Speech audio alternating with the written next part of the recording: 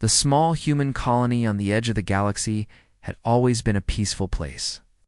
The sun never fully set on this world, and the people lived in harmony with the land.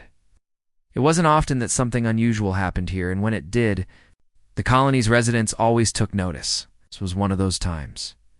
It was late afternoon when a strange ship appeared in the sky. Its shape was unlike anything the humans had ever seen before.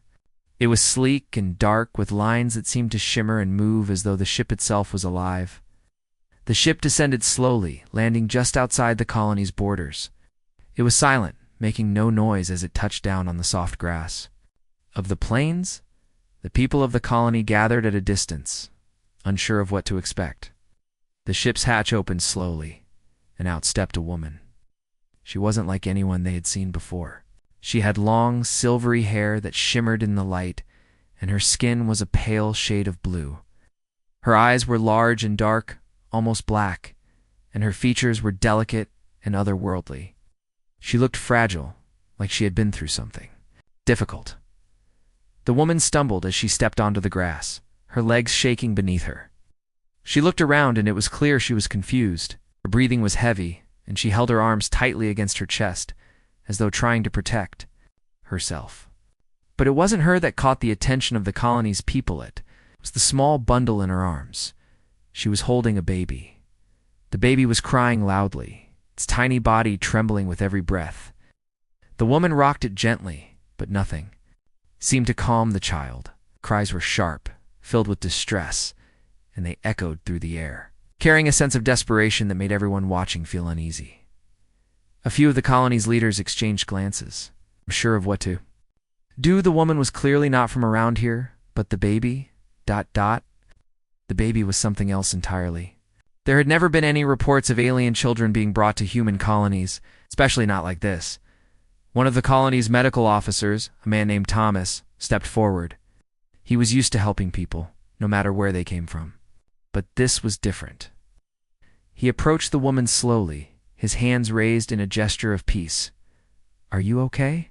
Thomas asked gently, his voice calm. The woman's eyes locked onto him, her dark gaze filled with both fear and exhaustion. She opened her mouth, but no words came out. Instead, she seemed to tremble even more, as though the weight of her situation was too much for her to bear.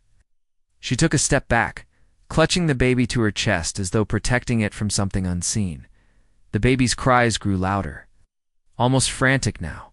The sound was unbearable, and it seemed to be driving the woman to the edge. Her eyes darted around, searching for something or someone, but no one was close enough to help. "Let me help," Thomas said again, but the woman didn't respond. Instead, she collapsed to her knees, still holding the child tightly. The baby continued to cry, and its tiny hands grasped at her clothes in a desperate attempt to find comfort. The people of the colony watched from a distance, unsure of what to do. Some whispered nervously among themselves, while others simply stared in disbelief at the sight before them. No one had ever seen anything like this, and there was a deep sense of unease in the air. Then, from the back of the crowd, a young soldier named Michael stepped forward. He had been serving with the colony's defense forces for the past year, but this was his first time seeing something so unusual. His heart went out to the woman and her child, and he felt an instinctual urge to help. He had always been good. With people, especially children, he had a way with them, a calmness that seemed to make them feel safe.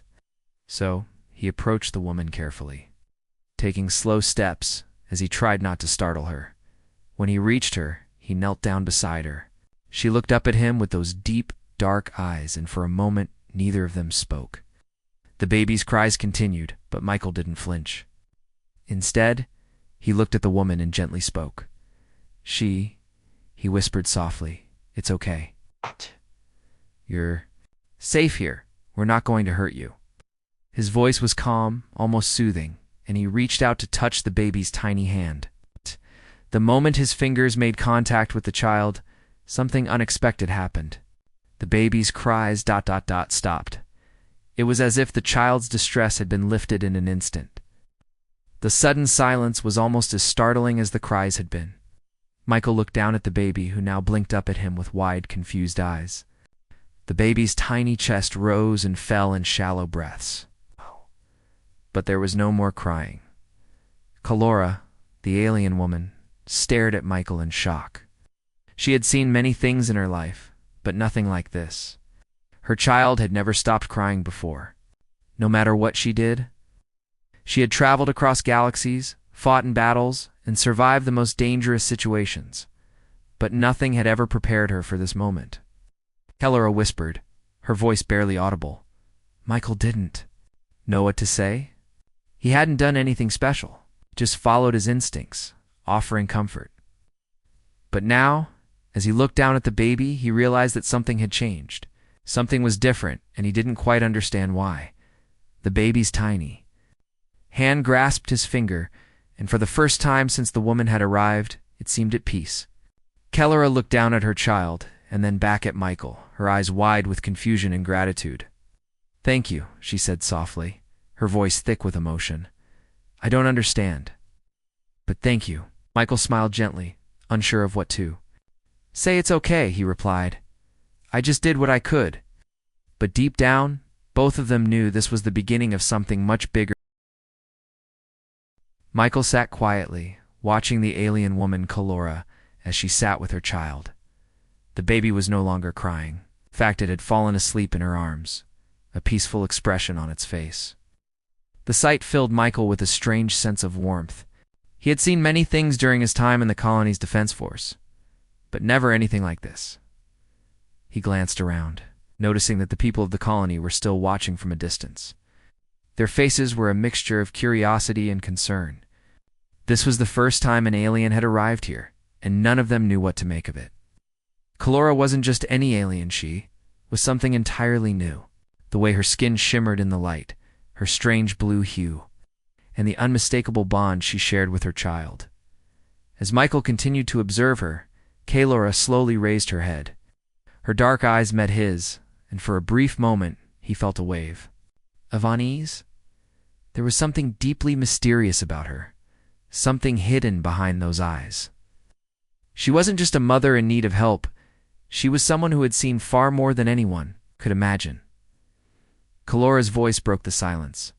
Thank you, she said softly, her voice trembling. I do not know how you did that, but you saved him. Michael nodded but didn't speak at first. He wasn't sure how to explain what had happened. All he had done was touch the baby's hand. But the connection he felt was something beyond simple explanation. I didn't do anything special, Michael replied quietly. I don't know. I've always had a way with children. Maybe it's just luck. Calora didn't seem convinced. She stared at him for a long moment, as if trying to understand him. There was a brief flicker of something in her eyes. Was it hope? Or was it something darker, something hidden? You are different, Calora said after a long pause. No human has ever done that before. Not with my people. Not with anyone. I wasn't sure what to make of her words, but he could sense that there was more to Calora than she was letting on. She wasn't just a mother in distress. She was someone who had experienced things far beyond what he could understand. Why don't you tell me what happened? Michael asked gently, trying to offer her some comfort. Maybe I can help? Hesitated, her eyes looking down at the baby in her arms. She seemed to be choosing her words carefully, as though every one of them weighed heavy on her heart. I am not from this world, she began slowly. My people are not like yours. Not even from the same galaxy. I come from a distant star system, a place where my people have been fighting for centuries. My species has the ability to connect with one another through our minds, through telepathy. But my child, my son, was born different. Cannot connect like the others. He cannot feel the comfort of our minds. Michael listened intently, his eyes focused on her. He could sense her pain, and for the first time, he began to understand how deeply this affected her. Her child's condition wasn't just physical, it was a matter of survival for her people. That's why he cries, Calora continued, her voice growing softer. He is trapped in a world where he cannot understand anyone. He cannot feel their thoughts, and it is tormenting him. She looked down at the baby again, her expression filled with sadness. He has never known peace. Michael felt a pang in his chest. He didn't know much about alien species or their customs, but he knew what it felt like to see someone in pain, especially a child. He had been raised to protect, to help, and this felt like something he could do, even if he didn't fully understand it. "Is that why he was crying earlier?" Michael asked, his voice gentle. Kelleher nodded, her eyes never leaving the baby. "Yes, when my species is separated, we are never fully whole. We rely on our connection with each other to survive. Without it, we become lost. My son cannot feel it. He feels abandoned, alone, and that is why he cries. He is calling out for something he cannot reach." Michael was quiet for a moment, thinking about what she had said. He had never experienced anything like this before. He had grown up in a world where people were rarely isolated, where communication came easily. He couldn't imagine the kind of loneliness Kelleher's son must feel. And yet, somehow, he had calmed the child with just a simple touch. Maybe it's because I'm human," Michael said slowly, the words coming to him as he thought aloud. "I don't know what it is, but there's something about me and him. Something that helps him feel ... less alone." Laura looked up at him, her dark eyes full of wonder. Could it be? Could a human really connect with him? Michael wasn't sure what he was saying. He just knew that something had happened when he touched the baby, something that went beyond logic or reason. But whatever it was, it had worked. "I think maybe," yes, Michael replied softly, meeting her gaze. "Maybe there's more to this than we understand." Kelleher stood up slowly, her child still cradled in her arms. She looked at Michael with a new sense of respect and perhaps even a hint of gratitude. "I do not know what this means," she said softly. "But I do know one thing, my son. He has never felt this peace before, not like this. And for that, I thank you." Michael nodded, though he still didn't fully understand what was happening. The colony had always been a peaceful place, but this situation was something entirely different. There were many questions left unanswered, many things they needed to figure out. But for now, all that mattered was that the child was no longer crying. And maybe, just maybe, he had started something that neither of them fully understood. A bond between two species that, on the surface, seemed impossible. As Kelleher turned to leave, Michael watched her go. He couldn't shake the feeling that this was only the beginning. There was more to this story, more to discover. For the first time in his life, he felt that he was part of something much bigger. The days that followed were quiet, but there was an unmistakable change in the air. Michael continued to spend time with Kelleher and her child, though it was always in the soft silence of the small shelter she had been given. The baby, once inconsolable, now slept soundly most of the time. It was as if the peace Michael had brought into the child's life had extended beyond just that one moment. Every day, Michael would visit. He never quite knew why, but something about the alien woman and her child drew him in. He would sit with Kelleher, watching the baby rest quietly in her arms, listening as she told him more about her people. She spoke of a distant star system, a world of beautiful landscapes and lush forests. But there was sadness in her voice as she described the long, ongoing war that had shattered her home. She began one evening as they sat together, are telepathic. We can feel each other's emotions, share our thoughts. It's a bond that connects us all, something we rely on to survive, but it comes with a price. For centuries, our world has been at war, and the connection that once brought us peace now brings only pain. Michael listened closely, his gaze soft but filled with curiosity. He had heard of telepathic species before, but he had never met one. The thought of a whole species able to share thoughts and feelings was fascinating. And yet, as Kelleher spoke, he sensed that it was also a curse. "How did the war begin?" Michael asked gently, hoping she would open up more. Kelleher hesitated for a moment, looking down at her child, who was now resting comfortably in her arms. "It was not something we chose. We were a peaceful people, content with our land, our family. But when another species discovered our ability to connect, they feared us. They saw our power and wanted to control it, to use it for their own gain. And so, they attacked. Michael could hear the pain in her words, the weight of the years of conflict that had shaped her life. The galaxy was vast, but the stories of war and suffering were the same no matter where you went. Still, Kalora's words left him with more questions than answers. Why had her people traveled so far from their home? Here, so far from the battlefield. I don't understand, Michael said, his brow furrowed in confusion. If your people can communicate telepathically, why would they need to come here? Why not stop the war before it started? Kalora's eyes filled with sorrow as she looked up at Michael. We are a dying race, Michael. The war has taken so much from us. Our children are not born like they used to be. My son is the last of his kind, the last to be born without the ability to connect. He is an anomaly. And without that connection, he is an outcast, a child lost in a world that doesn't understand him. Michael's heart ached as he listened. Kalora wasn't just running from the war, she was running from the extinction of her people and her son. Her son was a symbol of everything that was being lost. Why did you come here? Michael asked, softly, as though afraid the question might be too much for her. Why did you come to Earth? Kalora paused for a long time, her eyes distant. I didn't come here by choice. No, I had nowhere else to go. The war reached our home, and I had to leave. There was no place for me or my son anymore. How? Of peaceful worlds, of places where people lived without war. I thought maybe we could find that peace here. But now, I wonder if I was wrong. Michael reached out, his hand resting gently on her arm. I don't think you're wrong, he said, his voice quiet but firm. I think you came here for a reason, and I think your son is special. There's something about him, something different. Maybe you were meant to find us.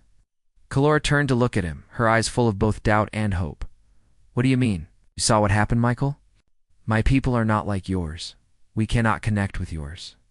There is no place for us here. But maybe there is, Michael replied, a soft smile on his lips. Oh.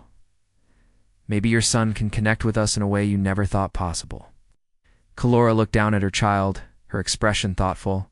I do not know what you mean, she said softly, but perhaps I am afraid to believe it. Michael couldn't blame her. The idea of a human and an alien species finding peace through the bond of a child seemed impossible. But there was. Something in the way the baby responded to him, something in the way the child seemed to trust him. And that, more than anything, made Michael believe that this was the beginning of something far more important than either of them could understand. As the days passed, Kalora seemed to open up more to Michael. The fear she had felt when she first arrived began to fade, replaced by a tentative trust. The baby, too, seemed to be growing stronger, calmer, more at peace. It wasn't just the quiet that had settled in the child. It was something deeper, something more profound. Michael could feel it, a subtle shift that was impossible to ignore. One evening, as the sun began to set, Kalora spoke again. You are kind, Michael. You have done something for us that I do not fully understand, but I am grateful. Perhaps you are right. Perhaps we are meant to be here. Michael smiled, but his thoughts were far from simple gratitude. There was more to this than he could see, and he knew it. Kalora's arrival wasn't just an accident, it was fate. The bond between him, her, and the baby wasn't just a strange coincidence, it was a sign. For the first time since Kalora's arrival, Michael felt that everything would be all right. They were not alone anymore. Whatever the future held, they would face it together. But as Kalora looked down at her son, she whispered words that echoed in Michael's mind long. After she had spoken them, maybe this is the beginning of something new. This part continues to deepen the bond between Michael, Kalora, the baby, while introducing more of Kalora's background and her people's struggles. It sets the stage for the next parts of the story. The days following Michael's conversation with Kalora felt different. There was an unspoken understanding between them, a quiet trust that seemed to grow stronger each day. Michael continued to visit her and the baby, offering his support. However he could, the baby, once so fragile and full of distress, now seemed more at ease. Its tiny eyes would occasionally meet Michael's, and for a moment there was a sense of connection that he couldn't quite explain. But as peaceful as things were in their little corner of the colony, there were whispers among the other humans. Some of the leaders in the colony's council had started to take notice of Calora and her child. They had seen the calmness in the baby's eyes after Michael's touch, and they had heard the stories Calora shared. It didn't take long for rumors to spread. Some of the colony's officials were starting to ask questions. They were concerned, unsure of what to make of the situation. One afternoon, as Michael walked to the shelter, he noticed a small group of the colony's council members standing together near the entrance. They were speaking in hushed voices, their eyes occasionally flicking toward him. Michael knew they were talking about him.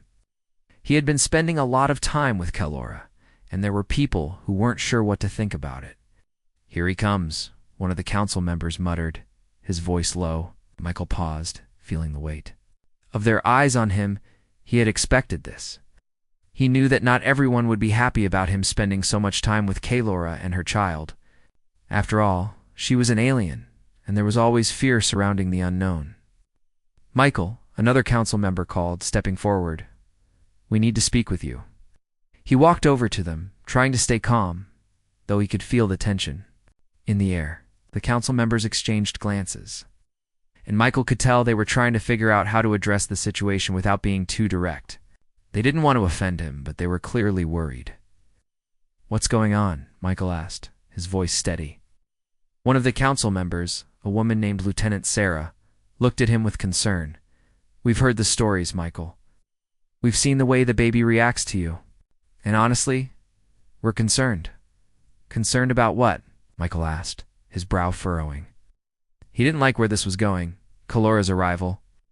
"And your involvement with her," Lieutenant Sarah said carefully. "We don't know much about her or her people, and we certainly don't understand what's going on with the baby. You've been spending a lot of time with them, and it's starting to raise some questions."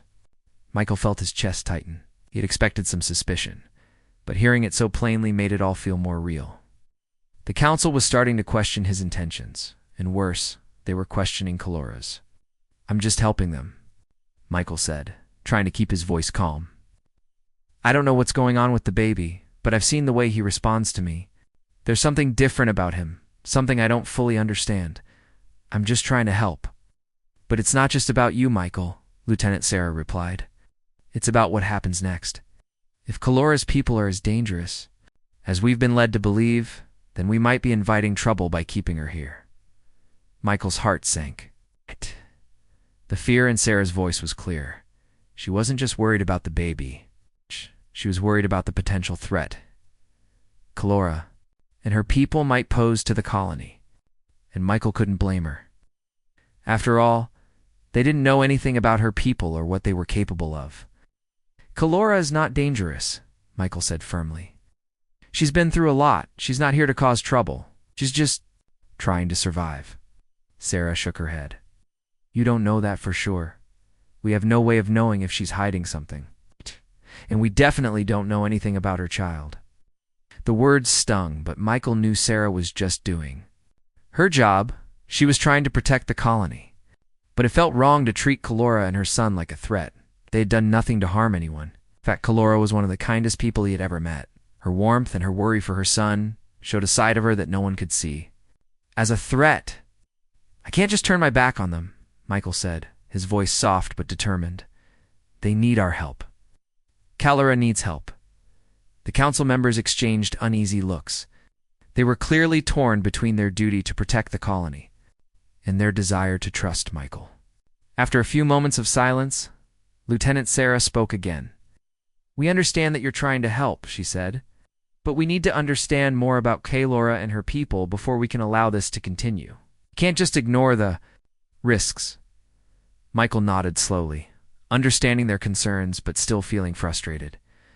He knew that Calora and her son weren't a danger. They needed to be given a chance, not treated like enemies. "Let me talk to her," Michael said, his voice quieter now. "Let me find out what's really going on. I'll do everything I can to make sure the colony stays safe. But I won't turn my back on them." Sarah didn't look convinced, but she nodded. "We'll hold a meeting soon to discuss this further.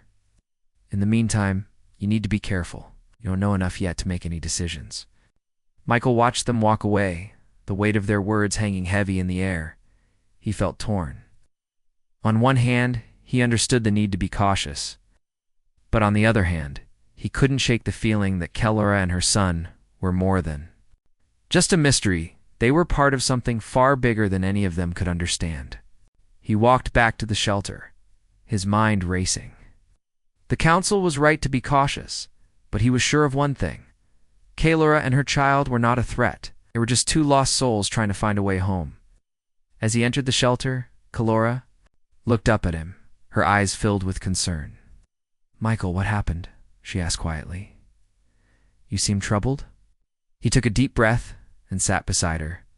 "The council, they're worried. They think your people could be dangerous, and they're starting to question whether we should keep you here." Kellora's face darkened, but she didn't speak for a moment. Finally, she looked at him and said softly, "I never wanted to bring danger to your people. I just wanted peace." Michael nodded, his heart aching. "I know, and I'll do everything I can to help you." But deep down, he knew the road ahead wouldn't be easy. There were far more questions to answer. And the truth about Kellora's people, about her child, was only just beginning to unfold. In this part, tensions rise as Michael faces suspicion from the colony's leaders. The plot thickens, with questions about Kellora's people and the growing uncertainty surrounding her presence. Let me know if you need any adjustments. The days that followed the council's warning were filled with uncertainty. Michael couldn't shake the feeling that things were slipping out of his control. He had done everything he could to reassure the colony's leaders, but their doubts remained. Every time he walked past the council's quarters, he could feel the weight of their suspicion. He knew they were watching him, wondering what he was doing with Kellora and her son. But Michael wasn't ready to give up on them. He couldn't ignore the bond he felt with Kellora and the baby. Something had changed within him, something deep and unexplainable. Every time he looked at the child, he felt an overwhelming sense of responsibility. The baby, who had once cried relentlessly, was now calm and peaceful. And it seemed that Michael was the one who brought the peace. One evening, as the sun set over the colony, Michael walked to Kellora's shelter, his mind heavy with questions. He had spent the last few days trying to figure out what was really happening.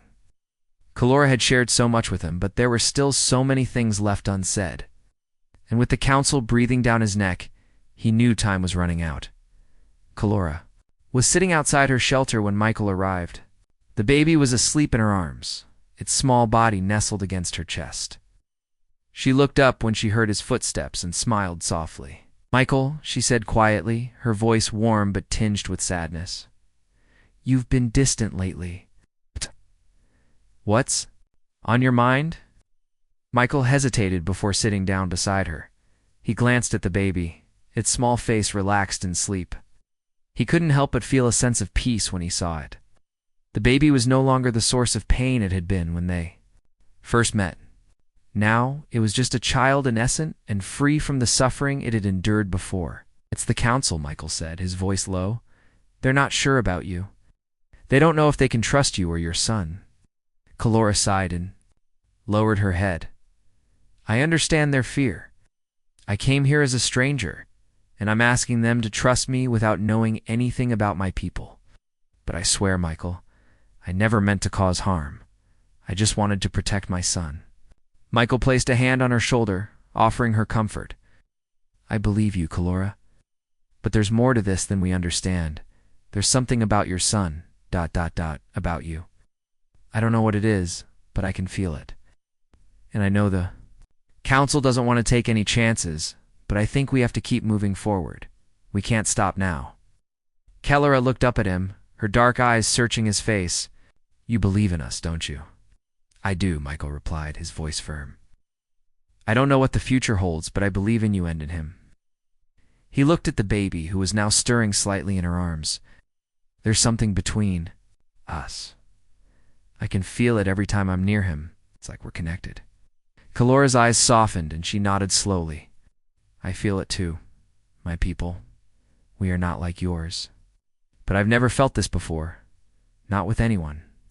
When you touch my son, it's as if his soul finds peace, and I don't know why. But I do know that it's not just a coincidence." Michael sat back, his mind spinning. He had never considered the idea that he and the baby could have some kind of connection beyond the physical world. But the more he thought about it, the more he believed it was true. There was something between them, something deep and mysterious that neither of them could explain. "Maybe it's because you and your son have been through so much," Michael said, trying to make sense of it. "Maybe, after everything you've been through, your son just needed someone to help him find peace. Maybe he found that in me." Eyes were filled with gratitude, and she placed a hand on Michael's.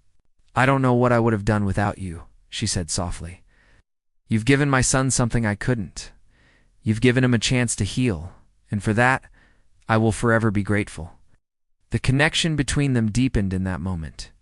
Michael felt the truth of her words, and the sense of responsibility he had felt for the child grew stronger. He wasn't just helping Kaylora and her son, he was becoming a part of their journey. And though he didn't fully understand what that meant, he knew he couldn't turn away now. As the days went on, things began to shift in the colony. Kalora's presence had started to feel more like a part of the community, and the baby's calmness had become a symbol of the peace they all longed for. Michael continued to visit them, and as he spent more time with Kalora, he began to understand her better. Her people were not just powerful, they were also vulnerable. They'd been forced into a war they didn't choose, and Kalora had come. Here, seeking refuge for herself and her son, but not everyone in the colony felt the same. There were still those who feared what Kalora represented. The council's whispers had not quieted, and there were rumors that some were calling for her to be sent away. The tension between Michael's belief in Kalora and the colony's fear of the unknown grew every day. But Michael couldn't shake the feeling that the baby, with its unique connection to him, was the key to understanding everything. One evening, as Michael stood watching the stars, a feeling of certainty washed over him. It wasn't just here. To protect Kaylora and her child, he was part of something much bigger. He didn't know how or why, but he knew this connection he shared with them was important. More than that, Tit was a sign. The baby had stopped crying. It had found peace, and so had Kaylora. And somehow, Michael was the bridge between their world and his. He wasn't just helping them survive, he was helping them thrive. And in doing so, he was finding peace within himself too. When he returned to the shelter that night, Kaylora was waiting for him. Her smile was soft but filled with hope. "Michael," she said gently, "do you think there's a future for us here?" He didn't hesitate. "I do. I believe in it." And with that, they both knew that their journey together. The tension within the colony had reached a boiling point. Whispers filled the streets as more and more people began to question the safety of keeping Kaylora and her child. Some of the council members had even started speaking openly about sending them away. They didn't know what Kalora's people were capable of, and the fear of the unknown had begun to take hold of the colony. Michael could feel the weight of it all. He had tried to assure the council, to explain that Kaylora and her son were not a threat, but the doubts lingered. He knew something had to change. Something had to happen to make everyone see the truth. But what? He had spent the past few weeks with Kaylora and her child, learning more about her people and their struggles. Her son had grown stronger, and every day that passed, Michael could feel their bond deepening. The child no longer cried. He was calm, peaceful, almost as if he had found his place in the world. And the more Michael interacted with him, the more he realized that something incredible was happening. But there was still so much about the situation that he didn't understand. Why did the baby respond to him the way he did? Why had Kalora's people been so afraid? What was the true connection between them all? One evening, as the sun set and the sky turned a soft shade of purple, Michael walked to Kalora's shelter. The air was thick with uncertainty, and the weight of the council's concerns pressed heavily on him. He knew he had to do something before the situation spiraled out of control. But what? When he arrived, he found Kaylora sitting outside, holding her son gently in her arms. The baby was asleep, his tiny chest rising and falling steadily with each breath. Kaylora looked up at him, her expression soft but filled with concern. "Michael," she said quietly, her voice barely above a whisper, "I can see it in your eyes. You're troubled, Michael." Michael sat down beside her, his gaze on the baby. He had never felt so connected to anything in his life. The bond he shared with this child, with Kalora, was beyond words. But it wasn't enough. He had to do something to prove that their presence here was not a threat. "I don't know what to do anymore," Michael admitted, his voice filled with frustration. "The council, ... they don't trust you. They think you and your people are dangerous. And every day the tension gets worse. I don't know how to change their minds." Kalora's eyes filled with sadness as she looked down at her child. "I never wanted to bring harm to anyone, Michael. I didn't choose this path. My people are running from a war they never wanted. We've lost everything. My son is the last of his kind. And now I fear we might lose the only place where we can find peace." Michael reached out and touched her hand gently. "Kalora, I believe in you. I believe in your son. I believe in both of you." She looked up at him, her eyes searching his face as if trying to find the truth in his words. "But why, Michael? Why does my son respond to you? Why does he find peace in your presence?" Michael took a deep breath, trying to find the words to explain what he couldn't fully understand himself. "I don't know, but I feel it too. There's something between us. Something that goes beyond just being human or alien. I can't explain it, but I think we were meant to meet, you and your son. You're not just here by accident. You're part of something much bigger." Kalora's gaze softened, and for a moment she looked almost relieved. "I hope you're right, Michael. I hope we can find the peace we're searching for." Suddenly, the baby stirred in Kalora's arms, his small hand reaching up and grasping Michael's finger. The moment their skin touched, Michael felt a surge of energy, a wave of warmth that seemed to flow from the child into him. It wasn't just a simple connection, it was something deeper, something that reached into his soul. Kalora looked up at him, her eyes wide with surprise. What is happening?" Michael stared at the baby in awe, his mind racing. The connection was growing stronger, more intense. It was as if the baby was reaching out to him, pulling him into something greater than either of them could understand. For the first time, Michael felt like he was part of something truly extraordinary. The bond between him, Kalora, and the child wasn't just a coincidence. It was meant to be. The baby was more than just a child in need of comfort. He was the key to something that could change everything. As the connection between them deepened, Michael began to feel a shift in the air around them. It was as if the world itself was responding to their bond. The baby's small hand tightened around his finger, and Michael could feel the pulse of something ancient, something powerful, flowing between them. "Kalora," Michael whispered, his voice filled with wonder. "Your son, ... he's not just a child. He's a link between your people and mine." Kalora's eyes widened, and she looked down at her son, who was now awake and staring at Michael with wide, curious eyes. "You mean ... he is the bridge?" Michael nodded slowly. "So, I think your son has the ability to connect with us, to bring us together in a way that no one ever thought possible. I don't know how or why, but I believe it's true." Laura was silent for a long time, her eyes filled with a mixture of hope and disbelief. Finally, she spoke, her voice barely above a whisper. "I've always feared that my son's difference would be the end of us. But maybe ... maybe it's the beginning of something new." Michael smiled softly, his heart swelling with a sense of certainty. "I think it is, and together we can make it happen." As the night grew darker, the stars above them seemed to shine a little brighter. For the first time since Kalora's arrival, Michael felt like they were on the cusp of something incredible. The bond between them was stronger than ever, and together they had the power to change the future. But as Michael looked at Kalora, he knew there was still much to be done. There were still questions to answer, still obstacles to overcome. But whatever happened next, he was certain of one thing: Kalora, her son, and he were meant to face it together. And with that realization, the final revelation dawned on him. They were not just an alien woman and her child. They were a family, and their journey was just beginning. This part reveals the deepening connection between Michael, Kalora, and her child. The bond between them grows stronger, and Michael begins to realize the importance of their relationship. It sets the stage for the future and gives a sense of hope and purpose.